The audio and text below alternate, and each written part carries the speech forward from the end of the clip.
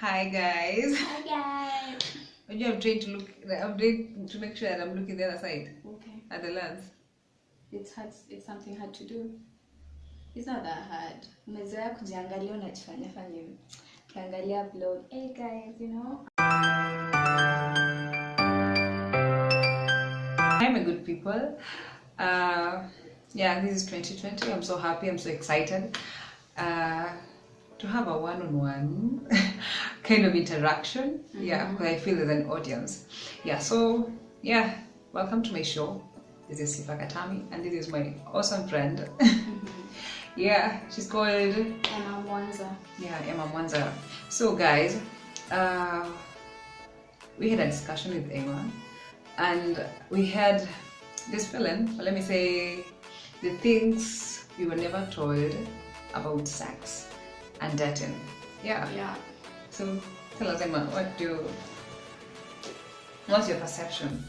Because okay, I'll say in our century, more so we young people, you find that there's this, can I say it's a tradition or a culture that we get into. For instance, let me say when you get to high school and campus, it's like a necessity for us to be in a relationship.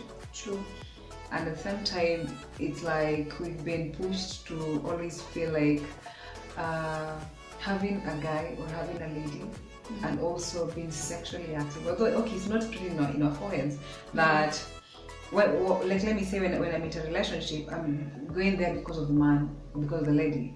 It's something within us that we always know, yes, I love you, as you said, I love you, you love me. So we're here for sex, but it's not audible. It's something in it. Written, but it's really what people want to do.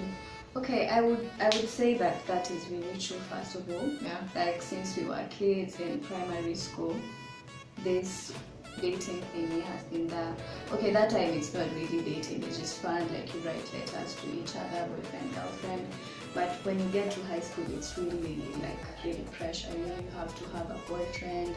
You have to get mails from these boys' schools, and if you don't get them, you're abnormal to some sense. Yeah, it reminded me of Insider. Yeah, you have to like get shout outs and stuff. Yeah, and if you're not doing this kind of stuff, maybe something is kind of wrong with you. Get what I mean? Yeah, I do. Yeah, and then now you come out here in campus, things now really get to another level. I think there are actually people who like start having sex in high school, and this is not to judge anyone or anything, it's just a finding that I came across. But now it really goes to another level in university. And just as you're saying, even though these things are not like written code, it's some sort of pressure that you feel. And lately I was reading an article about politics and media and how powerful the media is in pushing notions. So you see how you're saying that sometimes you're really not told this is what you're supposed to do, but the content that people are feeding on from the soap operas, the movies, everything, they're highly sexualized, and you're made to believe that once you're like 12 or a certain age, it's okay for you to have sex. Yeah, true. And the whole goal of being in a relationship is just having sex. So subconsciously, you start having sex. Yeah, and then guys, we're not talking to you as preachers, like maybe trying to make ourselves like you have a perfect life. Yeah, no. Actually we're not perfect. Yeah, we're not perfect. We just coming out because there's a need. If you don't speak about it, who will? Yeah. So, what I think, talking of high school, I remember in high school, these outings we used to go for, maybe have a vacay, or we have dramas, those funkies used to go. So I remember this time, okay, my friends used to be in a relationship, most of them, and then some would come and tell me, hey, Sifa, there's this dude and all that. So I think at the same time, I think I had the power to either say yes to this guy or not to that person. And I think it's not all about how we've been bred. Yes, your parents have that what do you call it? Kind of Influencing you, but at the same time, stuff. it's now, yes, you've left you at home, this is who you are, but now you've left the world. Like, who do you choose to be? Yeah, Do I choose to sway to the left because my friends tell me to go to the left? Actually, that didn't hinder me from being friends with my friends. Yeah. You see, because they're in a relationship, so I can't be their friends. No, I think I chose to make decisions based on what I thought was right for me. Yeah, true. And I felt like, I'm not saying that it's bad to date. No, it's not bad to date. Actually, it's actually fun.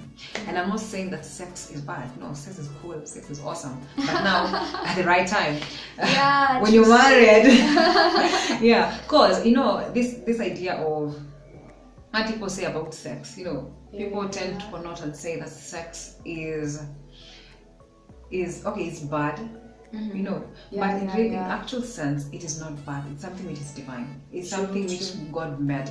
But now we tend to misuse that and do our stuff before the right time, guys. Yeah. So I think Emma, I'll ask you. Yeah. Since you're a kid, up to now, how did you manage your like, how did you manage? Okay, that's like a really hard question, but before I go to that, I'd like to just point out, as Africans, like, there's this popular prank challenge on YouTube, if you've seen it, how my mom reacts to when I'm pregnant. Yeah, I'm sure you've seen I that. have seen it. So as African children, we rarely talk about sex at home. So there's barely any information on the boundaries, like if you have a boyfriend. Kwanza, there's this trending meme.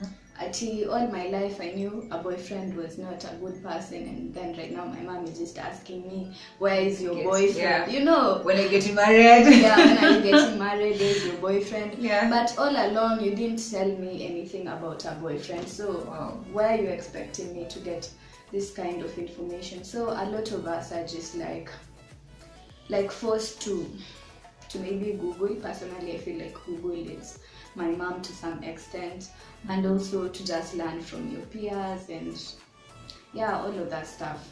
So if I were to get personal, I think I was a very quiet child all through, and I didn't really have anything to do with boys at all. You mean there's no guy who came and hit to your name, say, hey Eva, I like you, I want us to be in a relationship, I want us to have sex, something like that? Not in primary school. In high school? Although guys did. Okay, in high school, yeah. But I was so shy. I remember the first time I went out with a guy for a date, I could barely look at him in his eyes. It was just like, oh my god. No. Yeah. But in campus, stuff happens and all of that stuff. Okay, talking of that, I remember I think I was either in Form 4, that period, Form 4 to me now getting to campus. So, okay, let me talk to the young people, by the way. Yeah. As young people, there's this time when our parents are never at home, and you take that opportunity to entertain nonsense at times. As you said earlier, whatever we expose to, what we watch. I think we need to be very keen on what we expose our eyes to, because if you tend to watch a movie which is kind of erotic, there's a way it's also going to trigger your body. Yeah, it affects your mind. It affects your mind and your thinking and all that. So there's this friend of mine, he used to come home. He was a family friend. Guys, wait for it. He's still my family friend. And I think he used to come and and then the topic that he used to bring were not interesting at all. Because he could come and tell you about something which might, trying to bring some sexual content. Yeah, in a certain way, like he doesn't come out, but he's like... Yeah, you see, and I felt like, if let me say I was this naive, it would have really ruined me. And I really thank my parents, because that time my dad, I always urge parents, as young as your children are, I think it's always good to tell them the truth. Tell them about what sex is, tell them about dating, tell them about relationship, because that was for me.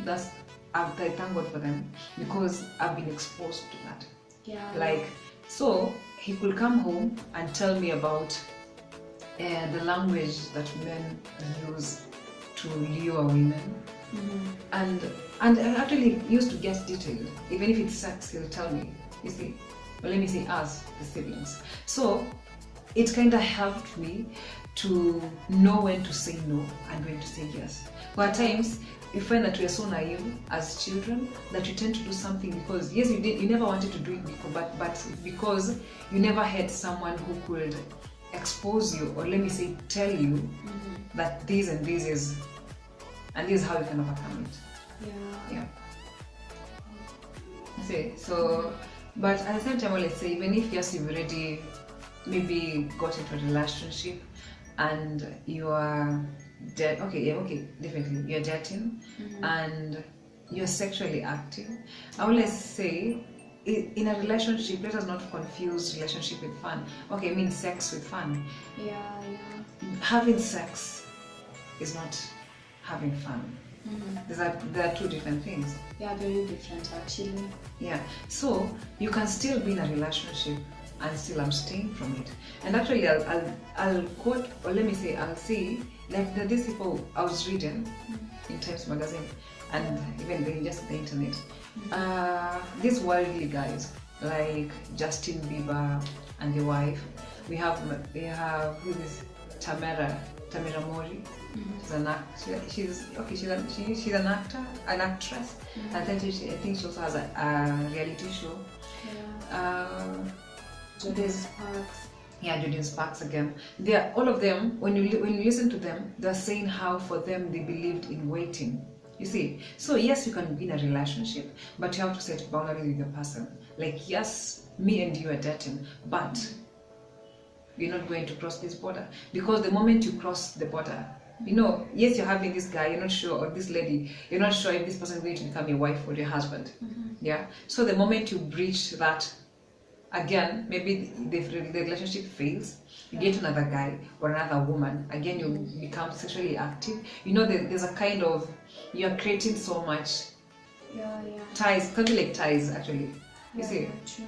And people always say that no, it's normal, it's okay. That's why you find, even let me say, sorry to say this, people like prostitutes.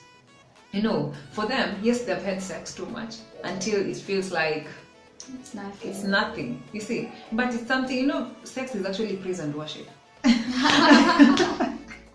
Yeah, it is, right? Yeah, it's actually praise and worship. Something which was created for, I don't know how to say it. Guys, that's kind of deep stuff. But yeah, I think what you're saying is like very true.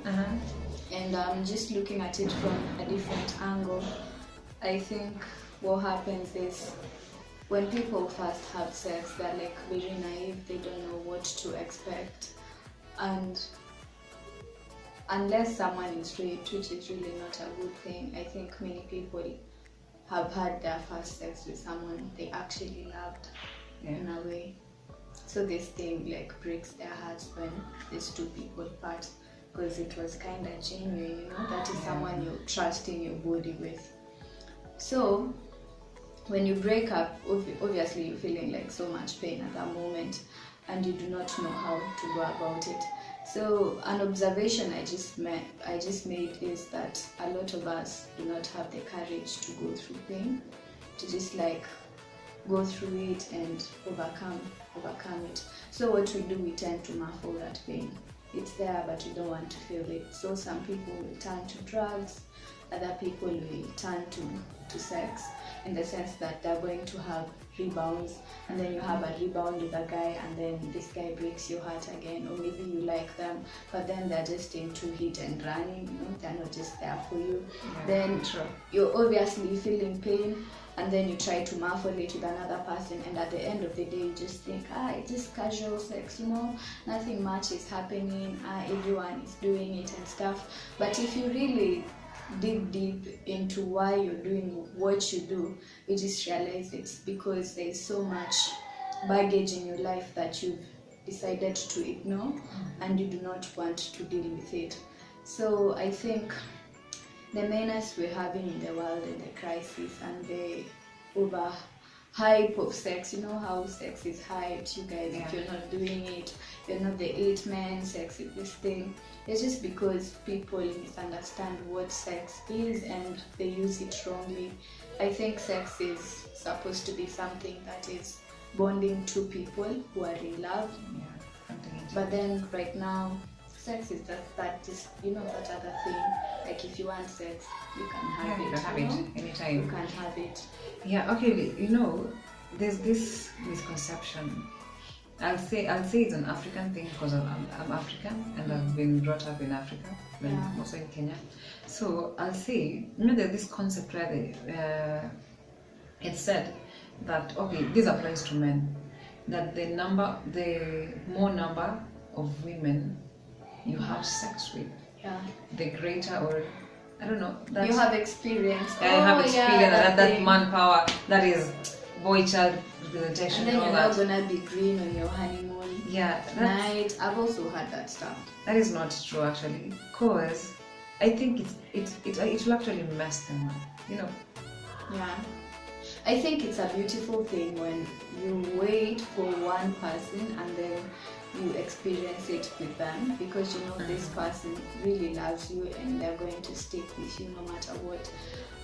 Because you don't know when this girl is going to end it. We have a radical pressure at KICC, Sabo Ballroom at 8 p.m. On Friday, actually, when is Friday? This Friday on 10th. We have it, on 10th of January. 10th of January 2020. 2020. We are having our first radical kesha. And actually, by the way, guys, just to motivate you, it's full of young people. You see, people like this. Form mbaya sana, mkuje tuabudu God. We have just fun in Christ. It's so fun just having dancing and praising God. Yeah, so guys, don't miss out. See ya next time. Peace out. Bye. Yeah. And you want to say something else? No. You end.